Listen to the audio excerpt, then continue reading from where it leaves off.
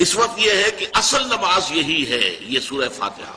چنانچہ میں آپ کو حدیث سنا رہا ہوں جو صحیح بخاری میں بھی ہے، صحیح مسلم میں بھی ہے، جامع ترمذی میں بھی ہے، سنن ابی داؤد میں بھی ہے، سنن نسائی میں بھی ہے، اور بہت سی کتابوں میں موجود ہے۔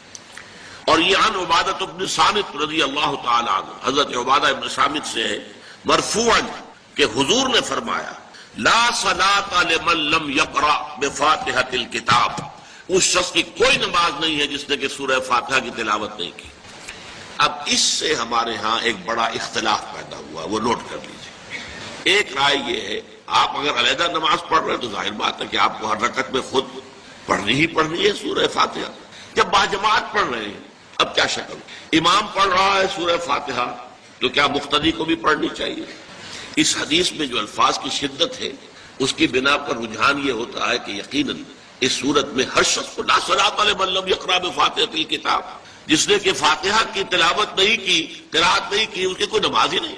تو یہ موقف ہے امام شافعی کا، یہی مسلک ہے ہمارے اہل حدیث بھائیوں کا کہ آپ چاہے اکیلے نماز پڑھ رہے ہو، چاہے امام کے پیچھے پڑھ رہے ہو، اور چاہے امام جو ہے وہ جہری رکعت پڑھا رہا ہے اور چاہے سری رکعت پڑھا رہا ہے۔ خاموشی والی رکعت سورہ، آپ کو معلوم ہے کہ نماز جو ظہر اور عصر کی ہے تو چاروں رکعتیں جو ہے وہ سری ہیں، مغرب کے اندر آ کر دو جہری ہیں ایک سری ہے، عشاء میں آ کر دو جہری ہیں دو سری ہیں، سورہ اور نماز فجر کے اندر دونوں جو ہیں وہ جہری ہیں۔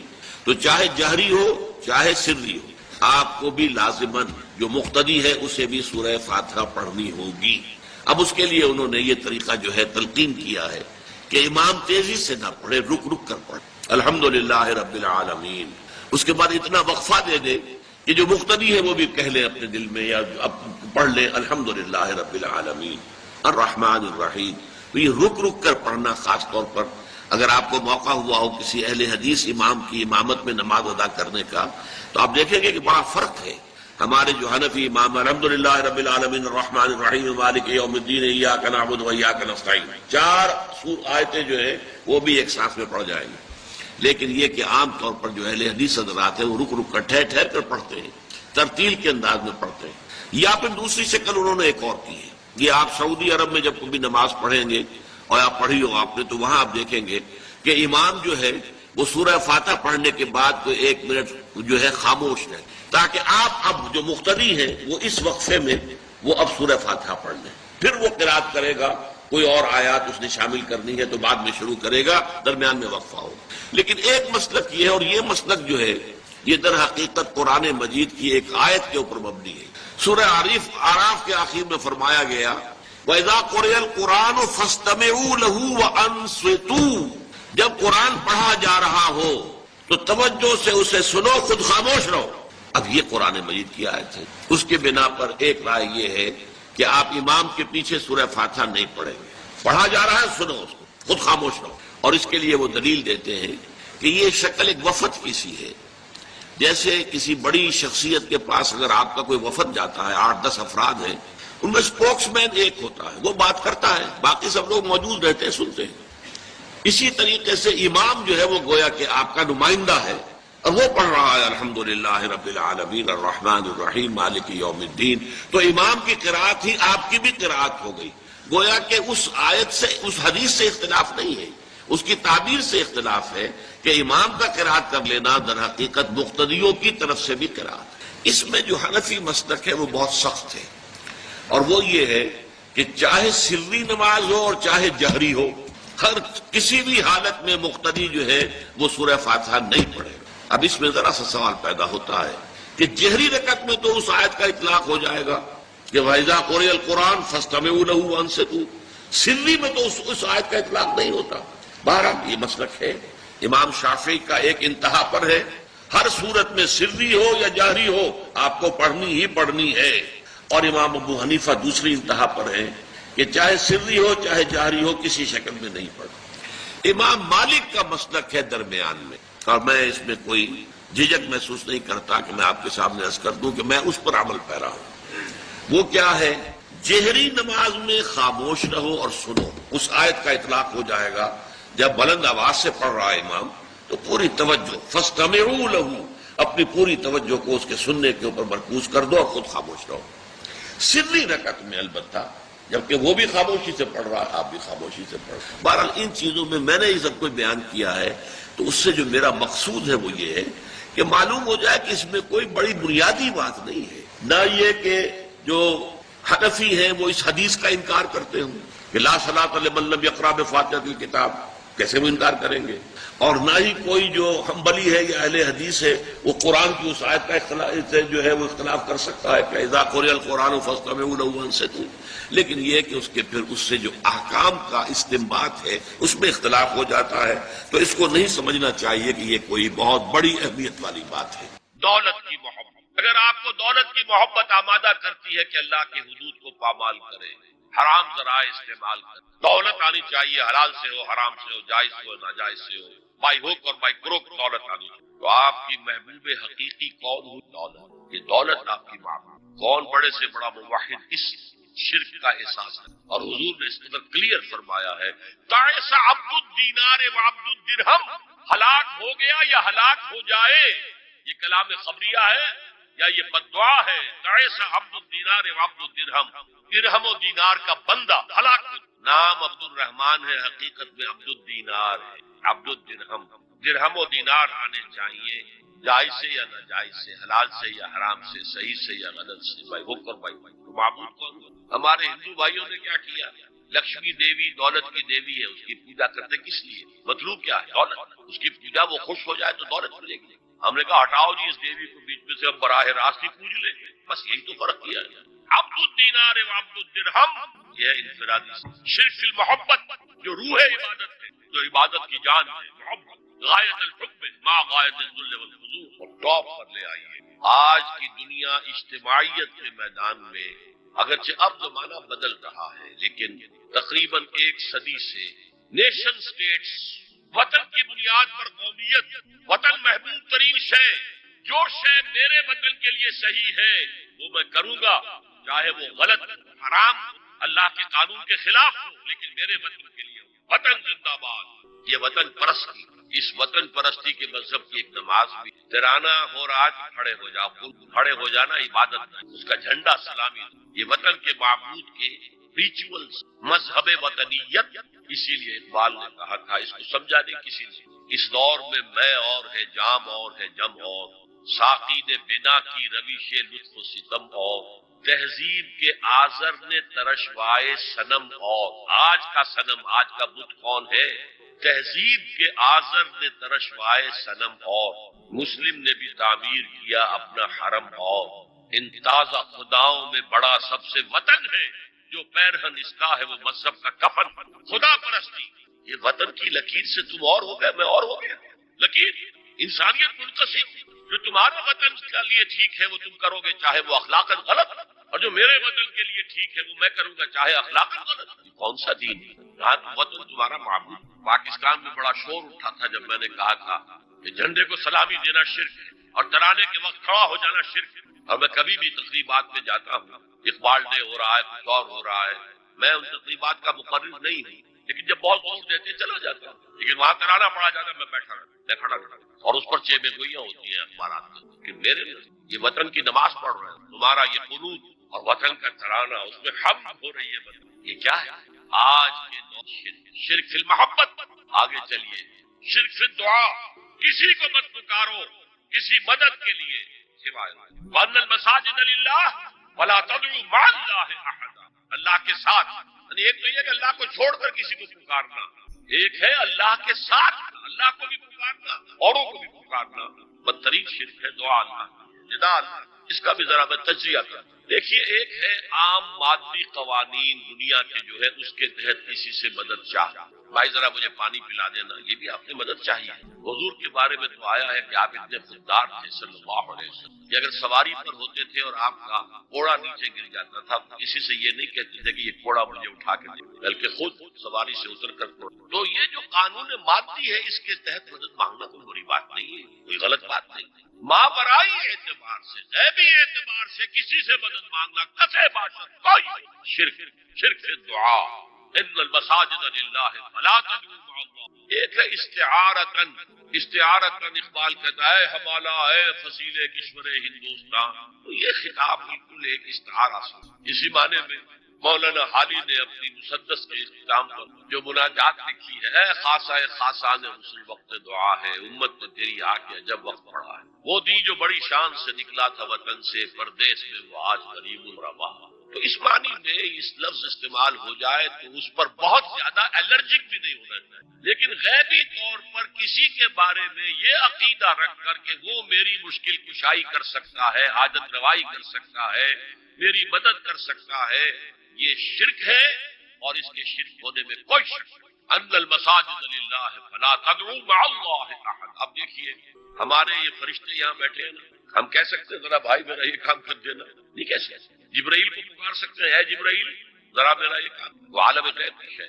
کسی ولی اللہ کی روح کو پکار کر کہنا کہ میری یہ مشکل دور نہیں، اللہ سے کہے، اللہ کو پکارے، اللہ جس کے ذریعے سے چاہے آپ کی ضرورت۔ اس ضمن میں کہوں گا کہ شاہ ولی اللہ دہلوی نے ایک بات کہی ہے، اگرچہ مجھے اس کی کوئی دلیل اپنے طور پر انڈیپینڈنٹلی کتاب و سنت میں نہیں ملی ہے، لیکن شاہ صاحب کا ایک مقام مرتبہ ہے جو میری نگاہ میں بہت بلند ہے۔ میرے نزدیک دو عظیم شخصیتیں عالم اسلام کی، امام ابن تیمیہ اور امام غزالی کو جمع کریں تو شاہ ولی اللہ بن، اتنی عظیم شخصیت۔ انہوں نے یہ لکھا ہے کہ جو اللہ کے برگزیدہ بند ہوتے ہیں اولیاء اللہ تعالیٰ ان کی ارواح کو ان کے فوت ہونے کے بعد ملائکہ کے طبقہ اسفل میں شامل کر دیتے ہیں، اور وہ بھی جس طرح وہ ملائکہ اللہ کے احکام کی زمین میں تنفیذ کر رہے ہیں وہ بھی اسی کام میں لگا۔ میں نے عرض کیا کہ میرے پاس انڈیپینڈنٹلی کوئی دلیل نہیں ہے اس کے حق میں، لیکن شاہ صاحب کا فرمانا خود میرے لیے ایک درجے میں ہے۔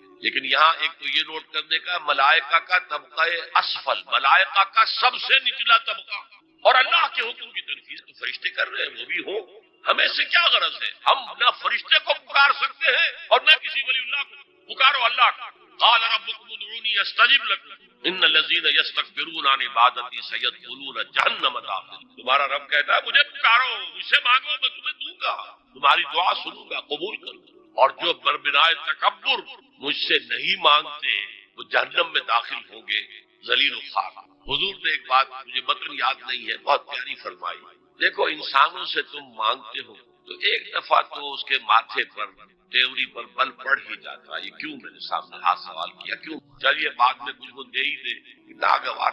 ارے اس سے مانگو جو کہتا ہے کہ مجھ سے مانگو اور میں دوں گا، وہ نہ مانگنے پہ ناراض ہے، اس سے نہیں مانگتے۔ رات کے آخری ساعتوں یا جسے آپ کہتے ہیں small hours of the morning, حدیث میں آتا اللہ نزول اجلال فرماتے، جس کو ہم نہیں جانتے کیسے نزول، ذات باری تعالیٰ اس کے متعلقات کے بارے میں جو بات آ گئی قرآن میں حدیث میں وہ ہم مانتے ہیں، کیسا یہ ہم نہیں جانتے، اس کا ہاتھ ہے کیسا ہے ہم نہیں جانتے، اس کا چہرہ ہے کیسا ہے ہم نہیں جانتے، اس کی ساکھ ہے، اس کی پنڈلی ہے کیسی ہم نہیں جانتے، وہ سنتا ہے کیسے سنتا ہے ہم نہیں جانتے، کیا اس کے کان ہے، کیا اسے بھی ساؤنڈ ویوز کی ضرورت ہے سننے کے لیے، وہ دیکھتا ہے کیسے دیکھتا ہے ہم نہیں جانتے، وہ اترتا ہے کیسے اترتا ہے ہم نہیں جانتے، جو قرآن میں آ گیا حدیث کے بس، باقی یہ متشابہات میں سے ہے، اس کی کھود کرید میں پڑھو گے تو فتنے میں ابتغاء الفتنة وابتغاء تاویلہ۔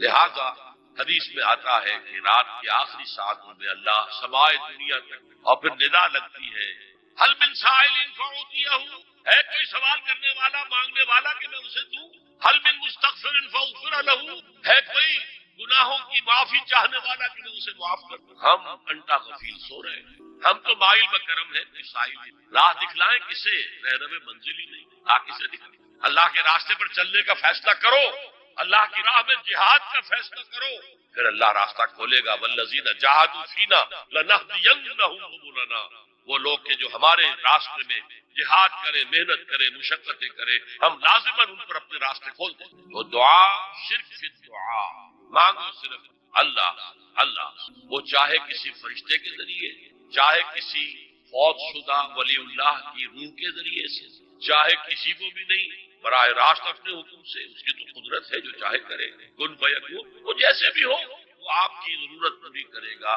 وہی ہے جو کہ مشکلات کو حل کرنے، وہی ہے کہ رزق دینے، وہی ہے جو مرض سے شفا دینے، پکارو اسی کو، مانگو۔ اب آئیے کچھ مراسم عبودیت، مراسم رسم کہتے ہیں کسی چیز کی ظاہری شکل، رہ گئی رسم اذاں روح بلالی نہ رہے، فلسفہ رہ گیا تلقین غزالی نہ رہے، یہ قرآن کا بھی ہم اسے رسم الخط کہتے ہیں، رسم الخط، اور یہ حضرت عثمان کے زمانے میں فائدہ ہے۔ یہ اس طریقے سے تو عبدیت کے اظہار کے لیے کچھ رسومات ہیں، جس میں سے ایک پر ہو چکے قنوت والقانتین والقانتات، یہ جو ہے اللہ کے حضور میں چاہے ہاتھ باندھے چاہے ہاتھ کھلے، لیکن ذرا جھک کر گردن میں خم کر کے کھڑے، یہ نماز کے روح ہے۔ یہ بھی اپنی عاجزی کا عجز اور تذلل، وہ جو ابن قیم کی میں نے ڈیفینیشن آپ کو بتائی، العبادت تجمع اصلین غایت الحب وغایت الذل والخضوع، حد درجے میں اللہ کے سامنے بچ جانا، گر جانا، رکوع سجدہ اللہ کے سامنے۔ اور اس معاملے میں دین محمدی جو اپنی تکمیل کو پہنچ گیا، الیوم اکملت لکم دینکم واتممت علیکم نعمتی ورضیت لکم الاسلام دینا، حضور کی بعثت سے قبل سجدہ تعظیمی جائز، کسی شخص کی تعظیم کے لیے، اس کی عزت کے لیے اس کے سامنے سجدہ کیا جائے۔ حضرت یوسف کے سامنے ان کے والدین اور 11 بھائی سجدے میں، بچپن میں خواب دیکھا تھا اور 40-50 سال بعد اس کی تعبیر بالفعل ایک اس واقعے کے طور پر سجدہ کر، جھکنا سجدہ کر، یہ جائز تھا سجدہ تعظیم۔ حضور پر شریعت مکمل، توحید مکمل، اب ہر نوع کا سجدہ حرام مطلق ہے سوائے اللہ کی کسی۔ ہمارے مسلمانوں نے بھی اپنے دور ملوکیت میں سجدہ تعظیمی شروع کرا، عدالت کے بادشاہ کے دربار میں جا رہے تھے سجدوں کی حالت، یا آپ کے پڑوس میں جو حیدرآباد کی ریاست تھی سلام کیسے کرتے تھے، کتنے جھکتے تھے، اور پھر وہ سلام کو، یہ مشرکانہ فعل مغلیہ دربار میں بھی تھا۔ شیخ احمد سرہندی رحمۃ اللہ علیہ نے کہا غلط ہے، حرام ہے، جائز نہیں۔ دربار میں شکایت ہو، آخر مخبری کرنے والے بھی تھے، حاسد بھی تھے، وَمِن شَرِّ حَاسِدٍ إِذَا حَسَدَ، طلبی ہو گئی، بلایا گیا دربار میں حاضر، اور ایسا اہتمام کیا گیا کہ جب حضرت مجدد آگے آئے بادشاہ تک جانے کے لیے تو درمیان میں ایک دیوار سی حائل کر کے اس میں کھڑکی کو کہ اس میں سے جھک کر گزریں گے نا تو روح کسی درجے میں تو ہو جائے گا۔ رکوع بھی سجدے ہی کی ایک شکل ہے، سجدے کا ہاف کہہ لیجیے، لیکن یہ کہ جب آیات سجدہ آتی ہے قرآن مجید، تو عام نمازوں میں دیکھتا ہوں کہ وہ آیات سجدہ والی آیات پڑھی تھی، حالانکہ ان کی ایک خاص کیفیت ہے، تراویح میں تو پڑھی جاتی ہے لیکن پہلے بتا دیتے ہیں کہ یہ دوسری رکعت میں یا پہلی رکعت میں سجدہ آ رہا ہے تو لوگ تیار ہو۔ رکوع بھی اگر فوراً ہو جائے آیت سجدہ کے بعد تو اس سے بھی اس سجدے کا حق ادا ہوگا۔ بہرحال حضرت شیخ مجدد رحمۃ اللہ علیہ دربار میں آئے تو اس کھڑکی میں سے پہلے پاؤں گزارے، پھر جیل میں ڈال دیے گئے۔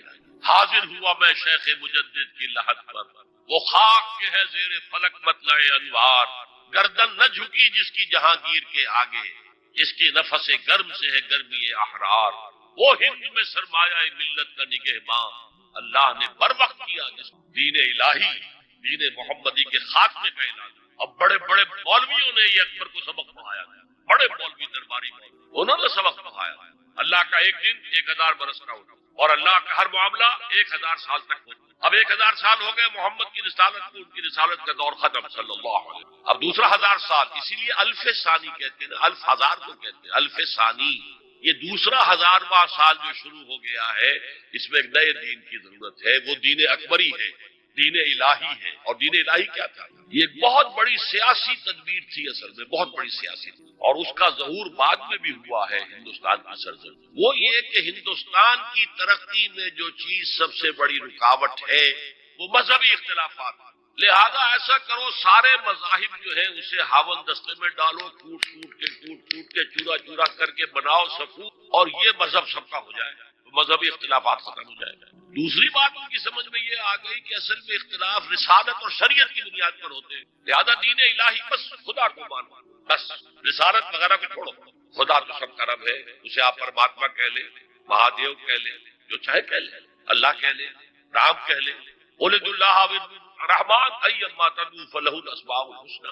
قرآن کہتا ہے تم اللہ کہہ کر پکار لو یا رحمان کہہ کر پکار لو، جس کو بھی تم پکار رہے ہو یہ جان لو کہ تمام اچھے نام اسی کے۔ یہ فلسفہ تھا بہت گہرا، وہ جاہل تھا، ان پڑھ تھا، لیکن بہت بڑا سیاستدان تھا، اکبر، اس میں کوئی شک نہیں۔ لیکن یہ کہ اگر ایک حکومت پر جو سب سے بڑا مغل اعظم جس کو کہتے ہیں، اس کے زمانے میں مسلمانان ہند جو ہے سیاسی اعتبار سے اپنے عروج پر، لیکن دینی اعتبار سے پاتال تھا، دین محمدی ختم۔ 1000 سال کا ایک دن ہے اور وہ ختم ہو۔ اللہ نے اٹھایا مجدد الفسانی رحمۃ اللہ علیہ اور ان کی درویشانہ مساعی کے ذریعے سے۔ اب دیکھیے اس زمانے میں تصوف کے ذریعے سے سب سے بڑا شرک آ رہا تھا. وحدت الوجود کی ایسی تعبیرات ہو رہی تھی جو ہماؤست بن گئی تھی. ہماؤست اور وحدت الوجود کے درمیان تو زمین آسمان کا فرق ہے. ہماؤست میں کائنات حقیقی ہے، خدا اس میں حل ہو چکا ہے، اس کے اندر ظاہر ہو گیا. اور وحدت الوجود میں وجود حقیقی صرف اللہ کا، اس کائنات کا وجود کوئی ہے ہی نہیں. لیکن یہ ختم ہو رہا ہے. اس پہلو سے مجدد الف ثانی کے مجدد اعظم کو اللہ نے کھڑا کیا. شیخ احمد حضرت عمر کی اولاد سے تھے، فاروقی تھے. شاہ ولی اللہ بھی فاروقی تھے. رگے فاروقیم کہتے ہیں شیخ احمد صدیق، میری فاروقی رگ پھڑکتی ہے. اس کے نتیجے میں وہ دین الہی کا خاتمہ ہوا. بعد میں ہمارے ہاں یہ آیا ہے ہندوستان میں برہمو سماج، برہمو سماج. اور گاندھی جی بھی اسی فلسفے کے قائل تھے، وحدت ادیان. اور یہ سیاسی اعتبار سے بہت اونچی ذہنی سطح کی غمازی کرنے والی بات ہے کہ ہندوستان کے اندر کے یہ مذہبی اختلافات کو اگر ہم کسی طرح کھرل کر کے ختم کر دیں، ہاوندستہ میں ڈال کے کر دیں، تو پھر یہ کہ یہاں ترقی ہی ترقی. بہرحال سجدہ گردن نہ جھکی جس کی جہانگیر کے آگے، جس کے نفس گرم سے ہے گرمی احرار. وہ ہند میں سرمایہ ملت کا نگہباں اللہ نے بر وقت کیا. جس تو ہم نے شرک فی العبادت میں پہلے بات کی، شرک فی الاطاعت. انفرادی سطح پر نفس معبود، اجتماعی سطح پر عوام کی حاکمیت. بدترین شرک، اس کو عظیم ترین شرک. اتنے بڑے پیمانے کا شرک کبھی نہیں ہوا دنیا. اس کے بعد شرک فی المحبت، مال کی محبت، عبد الدینار معبود. وطن کی محبت یا کسی اور شے کی محبت، اگر وہ اللہ کی محبت کے برابر بھی آ جائے، بڑھ جائے تو اور بھی بڑی بات کہنی پڑے گی. لیکن ہمارے پاس شرک سے اوپر کی اصطلاح کوئی نہیں. پھر شرک دعا، اللہ کے سوا کسی اور سے حاجت روائی کے لیے، مشکل کشائی کے لیے پکارنا. پھر شرک فی مراسم العبودیہ، قنوت ہے، رکوع ہے، سجود ہے. یہ ذل والخضوع کی، کسی کے سامنے جھک جانے کی ایک علامت، سمبل. اب آخری ہے اس میں اخلاص. اور اخلاص کی ضد کیا ہے؟ ریاکاری. کوئی عبادت اگر دکھاوے کے لیے کی جائے وہ شرک. یہ شرک خفی کہلاتا ہے. مال کی محبت کا شرک بھی شرک خفی ہے. نفس کی اطاعت کا شرک بھی شرک خفی ہے. اور یہ سب سے خفی شرک ہے. حضور نے فرمایا صلی اللہ علیہ وسلم، من صلی یرائی فقد اشرک، ومن صام یرائی فقد اشرک، ومن تصدق یرائی فقد اشرک. جس نے دکھانے کے لیے نماز پڑھی اس نے شرک کر دی. جس نے دکھاوے کے لیے روزہ رکھا اس نے شرک کر دی. جس نے دکھاوے کے لیے خیرات کی، صدقات دیے، وہ شرک کر دی. قد اشرک. یہ عربی کے مزاج سے واقفیت میں فعل ماضی پر قد جو ہے تو وہ پرفیکٹ ٹینس بن جاتا، کر چکا، وہ شرک میں ملوث ہو چکا. من صلی یرائی فقد اشرک، من صام یرائی فقد اشرک، ومن تصدق یرائی فقد اشرک. اور تجزیہ کر کے یہاں تک بتایا کہ اگر کوئی شخص نماز پڑھ رہا ہو اور جب وہ یہ دیکھے کہ کوئی اسے دیکھ رہا ہے تو اپنے سجدے کو طویل کر دے تو یہ شرک ہے. فرض کیجئے 5 سیکنڈ کا سجدہ وہ کر رہا تھا، اب اس نے 7 سیکنڈ کر دیا. یہ 2 سیکنڈ کس کے لیے؟ اس ایک سجدے کے 2 مسجود ہو گئے. وہ 5 سیکنڈ کا سجدہ تو اللہ کے لیے، 2 اس کے لیے شرک ہو. ایک اور بات فرمائی صلی اللہ علیہ وسلم، شرک خفی کو پہچاننا اور دیکھنا اتنا ہی مشکل ہے جتنا کہ کسی سیاہ شب، تاریک رات، کسی سیاہ پتھر پر چلنے والی سیاہ چیونٹی کو دیکھنا پڑتا. تشبیہ کا بلاغت اور فساد کی انتہا ہے. جیسے میں نے عرض کیا تھا کہ ایک جوڑے کی 2 جوتیوں کے مابین جو مشابہت ہے، امت مسلمہ اور سابقہ امت بنی اسرائیل کی، ان کے اوپر جو حالات وارد ہوئے ان میں وہی مشابہت. تاریک شب ہے، سیاہ پتھر ہے، اس پر سیاہ چیونٹی رینگ رہی ہے.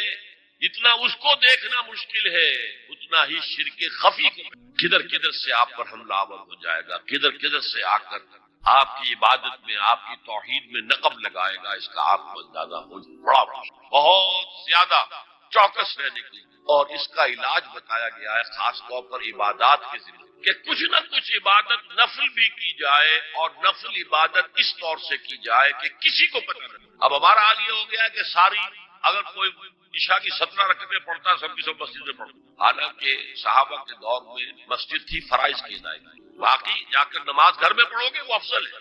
اور نوافل تو خاص طور پر اگر کسی کو تہجد کی توفیق ہو گئی ہے تو کسی نہ کسی طرح ڈھڈورا پیٹے گا. اسے جی کیا کرے، بس رات کو جاگنا ہوتا ہے، طبیعت جو ہے بڑی بھاری رہتی، ہو گیا اپنا ڈھڈورا پیٹ دی. تو اس سے تو مرض اور 2 حادثہ ہو جائے، ریاکاری اور بڑھ جائے گا. اسی طریقے سے صدقات نافلہ فرمایا ایسے دو کہ داہنا ہاتھ جو کچھ دے بائیں ہاتھ کو پتہ نہ چلے، کسی کو پتہ. اس سے وہ ریاکاری کی جڑیں کٹتی ہیں، ریاکاری کی جڑیں جو ہے دل کے اندر سے کٹتی ہیں۔ یہ علاج ہے ریاکار کا، لیکن ریاکاری شرک۔ اب میں آخری بات پر آ رہا ہوں۔ آپ نے سوچا ہوگا کہ اس تجزیے کے تحت تو ہر گناہ جو ہے ادنا سے ادنا گناہ بھی شرک ہے۔ فجر کی نماز کے وقت اگر اٹھ کے نہیں گئے اور چادر یا کمبل کو سیدھا کر کے لیٹ گئے تو یہ شرک ہے۔ پھر کون سے گناہ ہے جو اللہ معاف کرے گا؟ یہ جو میں نے آیت آپ کو 2 دفعہ آئی ہے سورہ نساء میں سنائی، ان اللہ لا یغفر ان یشرک بہ ویغفر ما دون ذلک لمن یشاء، اللہ تعالیٰ اس کو تو ہرگز نہیں بخشے گا کہ اس کے ساتھ شرک کیا جائے، البتہ اس سے کم تر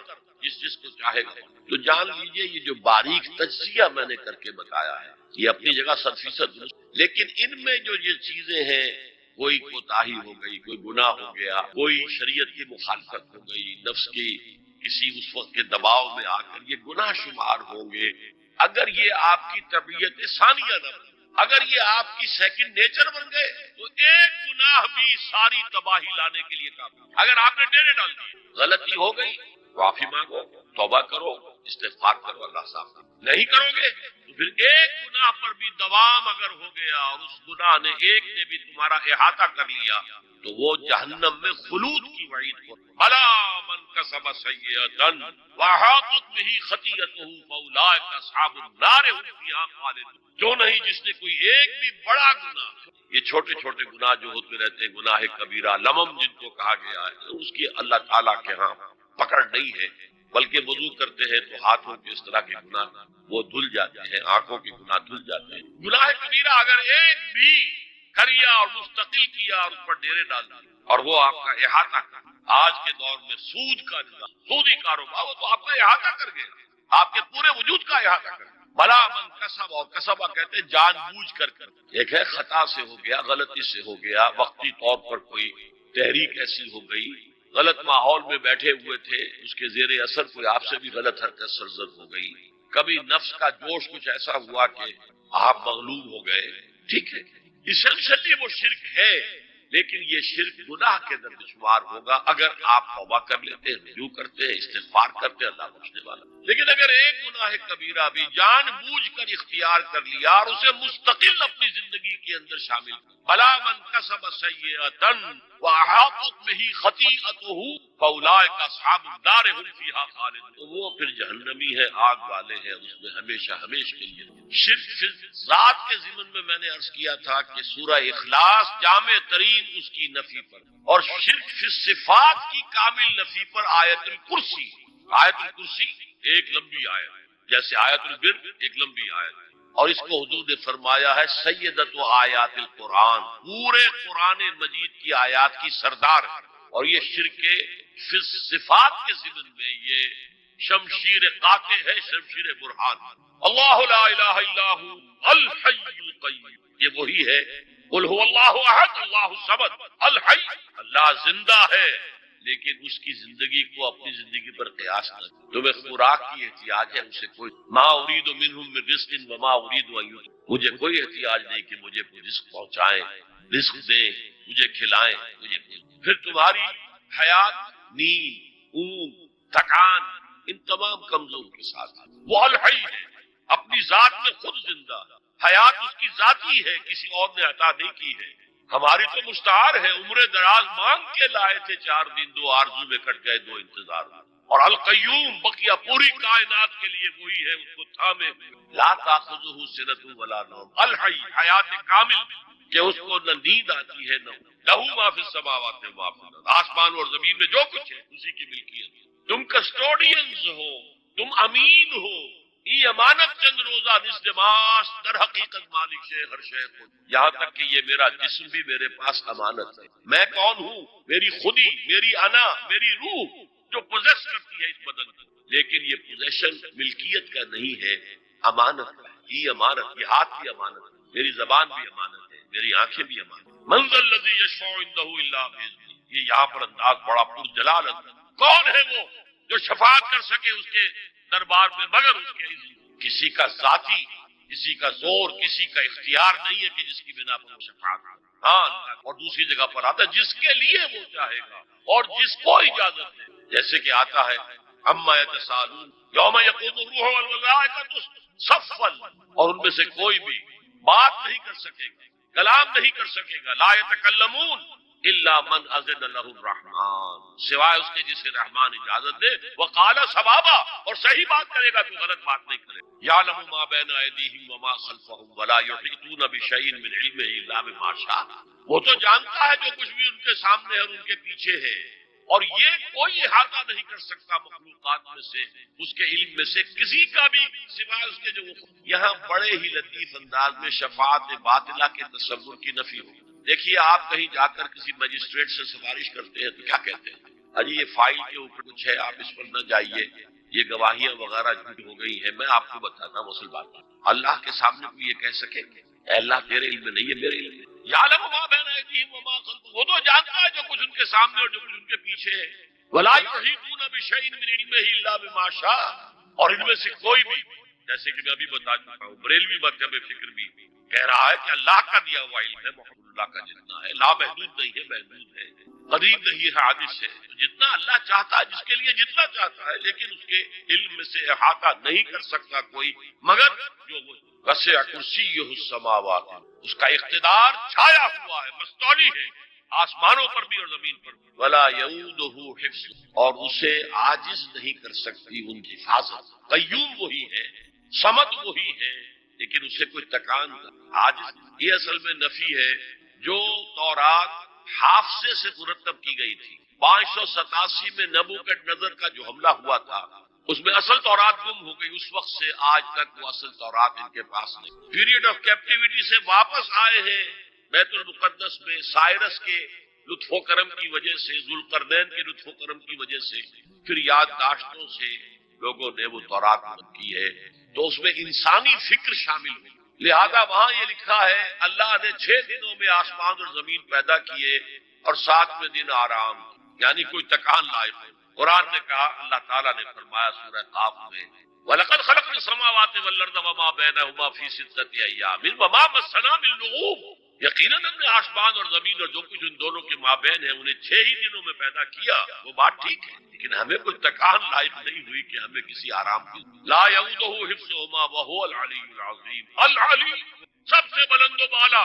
لتکون کلمۃ اللہ ہی العلیٰ، تاکہ اللہ کا کلمہ سب سے سربلند ہو جائے، اور وہی عظیم ہے، عظمت. اللہ تعالیٰ مجھے اور آپ کو اس سے بچائے، اپنے سابقہ زندگی کے گناہوں پر توبہ کرنے کی اور اللہ سے استغفار کی توفیق عطا فرمائے، اور اپنے دینی فرائض کی انجام دہی کے لیے کمر بستہ ہو جانے کا عزم مصمم کر لینے کی عطا فرمائے. اقول قولی ھذا واستغفر اللہ لی ولکم ولسائر المسلمین والمسلمات. اب ہم سوالات کا سیشن شروع کرتے ہیں. پہلا سوال ہے، اگر کسی مسلمان کو یہ نہیں معلوم ہو کہ وہ جو کر رہا ہے وہ عمل شرک ہے یا نہیں، تو کیا اس کا یہ شرک معافی کے قابل ہوگا؟ دیکھیے، اگرچہ قانون تو یہ ہے دنیا کا، ignorance of law is no excuse. قانون سے عدم واقفیت کوئی عذر نہیں. قانون تو پھر پڑھتا ہے، لگتا ہے، لاگو ہوتا ہے، عائد. لیکن اللہ کے ہاں ایسا نہیں. وہ ہر شخص سے اس کے اپنے حالات کے اعتبار سے حساب لے. کن حالات میں پیدا کیا گیا، کیا جین کو دیے گئے تھے، کن حالات میں وہ پلا بڑھا ہے، اس کے انوائرمنٹل فیکٹرز کیا تھے. پھر یہ کہ جن لوگوں کی ذمہ داری تھی کہ اسے دین کا، اور اگر اس کی وجہ سے یہ لا علم رہا اور اس نے بات کو نہیں سمجھا، تو میں سمجھتا ہوں اللہ تعالیٰ نرمی فرمائیں گے. باقی یہ کہ بخشش یا سزا دینا یہ اللہ کا اختیار مطلق ہے، ہم کچھ نہیں کہہ سکتے. اللہ تعالیٰ ابو جہل کو بخش دے، ہم اعتراض نہیں کر سکتے، اس کی مخلوق ہے جو چاہے کرے. اللہ تعالیٰ کسی نیک سے نیک آدمی کو جہنم میں ڈال دے، وہ کر سکتا. جیسے میں نے کہا، اپنی بکری آپ جب چاہیں ذبح کریں، اپنے غلام کو آپ چاہیں قتل کریں. ہم یہ جانتے ہیں کہ وہ عدل کرے گا، انصاف کرے گا، قائم بالقسط ہے، لیکن اللہ تعالیٰ کے اوپر کوئی پابندی کسی کی. تو میں یہاں صرف یہی لفظ استعمال کر سکتا ہوں کہ اللہ تعالیٰ ہر شخص کے ذاتی حالات کے اعتبار سے محاسبہ کرے گا، اور یقیناً اگنورنس جو ہے اس کے ہاں ایک ایکسکیوز شمار ہوگا. قل هو اللہ احد اللہ الصمد لم یلد ولم یولد ولم یکن له کفوا احد. کہہ دو، اعلان کر دو اے محمد صلی اللہ علیہ وسلم، اللہ اکیلا ہے، احد. اللہ ایک نہیں، ایک تو واحد سے کا ترجمہ، اللہ واحد، احد، اکیلا، تنہا، کوئی اس کا ساجی نہیں ہے۔ اللہ الصمد، صمد اس کو کہتے ہیں کہ جس کا کوئی سہارا لیا جائے، جس کے سہارے سے کوئی چیز قائم ہے۔ اللہ قائم بالذات ہے، اپنی ذات سے قائم ہے، پوری کائنات اس نے تھامی ہوئی ہے، وہ چلا رہا ہے۔ آسمانوں اور زمینوں کو اس نے تھاما ہوا، انزالتا، کہیں اپنی جگہ سے ہٹ نہ جائے۔ آپ کو معلوم ہے کہ یہ عظیم سیارے اور یہ عظیم جو گیلیکسیز ہیں، ان کی اصل حقیقت کس قدر باریک معاملہ ہے، ان کا کس قدر باریک، لو سانس بھی آہستہ کہ نازک ہے بہت کام، آفاق کی اس کارگہ شیشہ گری کا۔ ان کے درمیان جو فاصلے ہیں، ان کی باہمی کشش ہے، اس کو ایک کشش ادھر سے کھینچ رہی ہے، ایک کشش ادھر سے کھینچ رہی ہے، تو یہ اپنی جگہ پر قائم ہے۔